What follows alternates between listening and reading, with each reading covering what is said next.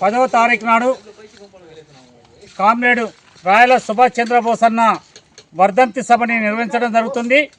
10వ వర్ధంతి సభని రాష్ట్ర వ్యాప్తంగా అన్ని జిల్లా కేంద్రాలలో, మండల కేంద్రాలలో ఎక్కడికక్కడ జరపాలని చెప్పి పార్టీ నిర్ణయించడం జరిగింది.